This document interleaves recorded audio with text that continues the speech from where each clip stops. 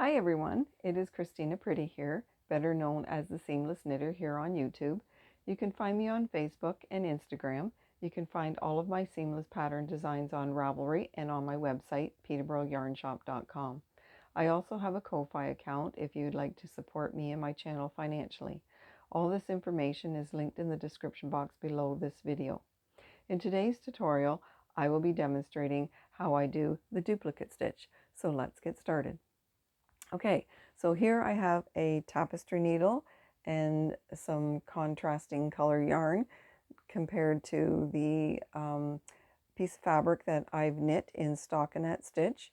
And here I have a chart book with patterns in it that you can use for farrell knitting or duplicate stitch or cross stitch or whatever you would like to do with it.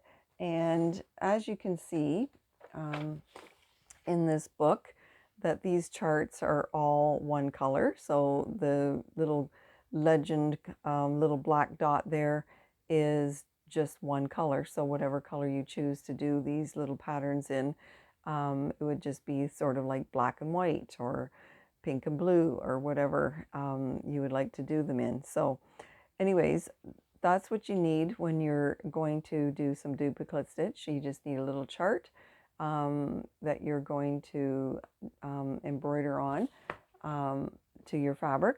I call them little woolly tattoos. So here is my fabric, and as you can see, this is stockinette stitch on one side of the fabric, and this is the purl side on the other, and this is the side that I'm going to demonstrate on today. So here I have a peach colored fabric, and here I have some rust colored yarn, so it's very contrasting. And I'm just going to show you how I do the stitch. You can do it from left to right. You can do it from right to left. You can do it on the diagonal. You can do it from bottom to top or top to bottom. So any direction really, the stitch can be done, and it makes a great little embellishment that you can put on anything that you've knit. So as you can see that we have columns of bees going vertically and columns of bees going horizontally. So one of these V stitches, as you can see, if I put my tapestry needle under one of the V's, you can see there's a right leg and there's a left leg of the V. So each one of these is a duplicate stitch, and so that represents one of the dots on the graph in the book. So instead of following one of the graphs in the book, I am going to just show you how to do the stitch. So I'm going to start off by showing you how to do it from left to right.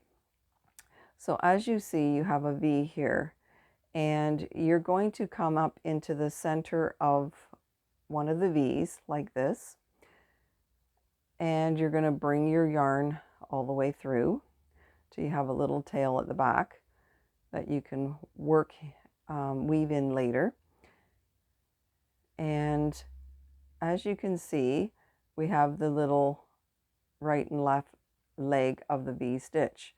So if you're working from left to right, you're going to go under the V of the stitch below that you want. So this is the one I want to cover in the duplicate stitch, and this is the one I'm going to go under. So you're just going to put your tapestry needle under that V stitch, and you're going to come out the other side like that, and you're going to draw your yarn through. And as you can see, when I do that, it covers the left leg of that V. So then you're going to go down into the same center of the V that you've already done and bring your yarn through, and it will cover the right leg of that stitch. And as you can see, it covers it very well. So if you're using a worsted weight yarn, you want to use a worsted weight yarn to do your duplicate stitch in. It's got to be the same thickness of the fabric that you're knitting to in order to cover it. Otherwise, something a little, a little bit thicker is always better than thinner. It will at least cover it. So now we're going to move over from left to right to the next V. So that's this stitch right here. As you can see, I'm coming up into that the bottom of the V stitch, but it's actually the center of the one below. So I'm coming in the center of the V below the one that I want, which is this one right here. And so you can say it's the center of the V or the bottom of the V. And I'm going to bring my yarn up there. And then you're going to put your needle, tapestry needle, under the both legs of the V stitch above the one that you're covering. So I'm going to go under that V stitch and I'm going to bring my yarn through, and it's going to cover that left leg of the next V, and then down in the center of the bottom of that V there, and pull your yarn through. And as you can see, it is covering that second V stitch. And so you would just continue on doing the same thing for every stitch across, if that's what your pattern tells you to do.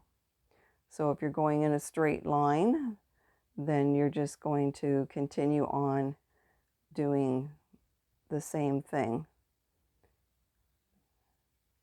straight across.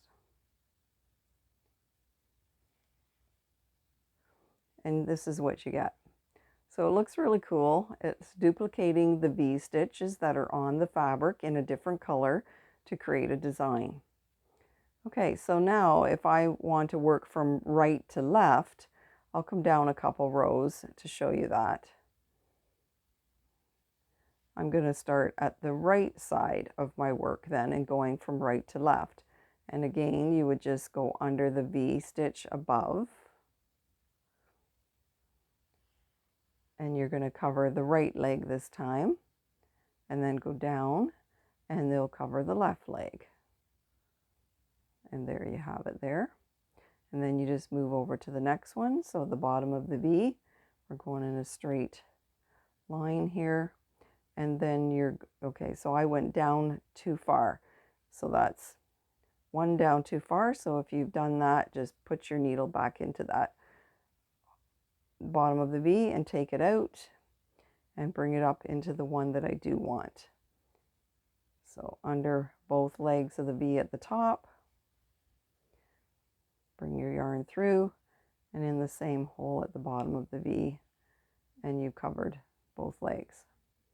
So I'll do it one more time. So you come in the bottom of the V, bring the yarn up under both legs of the V above, and there you have the right leg covered, and down at the bottom of the V, and you have the left leg covered. Okay, so now we're going to go on a diagonal. So we've done from left to right, right to left, and if we're going on a diagonal, we'll go from this V that I just did and we'll come down on an angle. So if I want to do the next stitch below that one, so I would come down here into this V and I would just duplicate stitch, and now we're going from left to right because we're coming down on an angle. So I'm just gonna, I find going from left to right a little harder to work because I'm not, I'm a right-handed girl.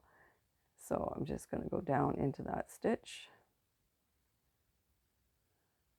And then you just make sure that it covers it. And if you don't get in the right hole, you can see that it didn't cover it. You can see some of that orange showing. So I'm going to back it up here and go back. I should have come up into this section here. So I'm going to go back. I'm going to back it out. So I'm just going to go back, trace back my steps the way I put it in. And I'm going to come back out. And I'm going to come out in where I should have come out, which is there. And now I go back in, and there, covers it now.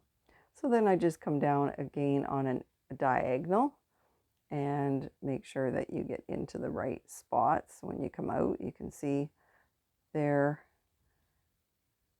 and then back down. So you're basically just coming, you just keep coming down on an angle, one down from the one you did on an angle, and go under both legs of the stitch and back down. And again, come down one more. So basically you're going over one and down one to go on a diagonal. You go over one but down one. And then you put your tapestry needle under both legs of the stitch above and go down in the V. So again, there's the one, this is the one over and then one down. So if I look at it, I don't want this one, that's the one over, I want the one down, so I'm coming into the bottom of the V and under both legs and then down. And again, you can do this the opposite direction too. So you can go from right to left and go on a diagonal as well. And again, you can work from top to bottom. So I'll show you how to do top to bottom. We'll just move over here a little bit and we'll go from working from the top, and I'm going to work down to the bottom. So I just come to one stitch below that one. Again, underneath, down to the bottom, move down one V, so at the bottom of the V, under both legs of the V above that you just did,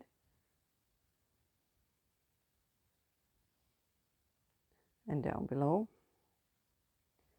in the bottom of the V, and there you have it. So you have in a straight row coming from top to bottom.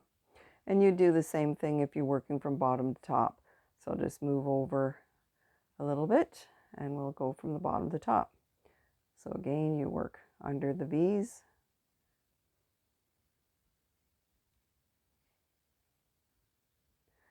so I go in the bottom of the V, under both legs of the V above, down in the bottom of the V, and I'll do it one more. So come up in the bottom of the V, under both legs of the V above, and in the bottom of the V. So there you have it. So you can see that we worked from left to right, right to left on a diagonal, from top to bottom and bottom to top. So those are all the directions that you work. So you can do everything in one motion of putting your tapestry needle into your stitch like this, and you can work it so you're going under and down like that, or you can work it so that you can do it all in one motion and just keep going from stitch to stitch. So I can do half of one. Instead of going down, I can move over to the next one next door to it, and I can bring my needle out like that as well. And I went too far down that time, so I can back it out and come up one. There we go. So you're just going to go under both legs, and instead of going straight down to the back, I'm going to go in and over to the stitch next door and do it all like this, all in one. See, I keep going down too far. I need to go back up one. It's easy to take out and fix your mistakes if you've gone down one V too many. And you can see how much more enjoyable that is when you work just on top of the surface rather than going up and down. But sometimes you have to do that too. And I'm starting to run out of yarn. So there you have it. You can see how it's done by going up and down or just on the top of the fabric. And it's fun. You can decorate so many things with this stitch, and you can also use it for covering up mistakes. So if you're doing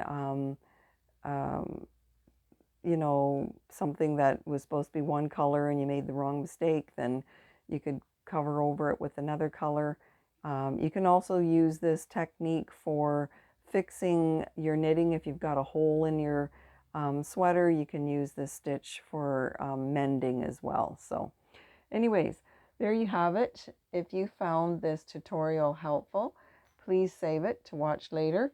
Share it with your friends, give it a thumbs up, subscribe to my channel, hit the bell to be notified of my next video or tutorial release. And if you have any questions or suggestions, please leave them in the comments below this video and I'll be happy to answer them. Thank you for watching and supporting my channel. Happy knitting!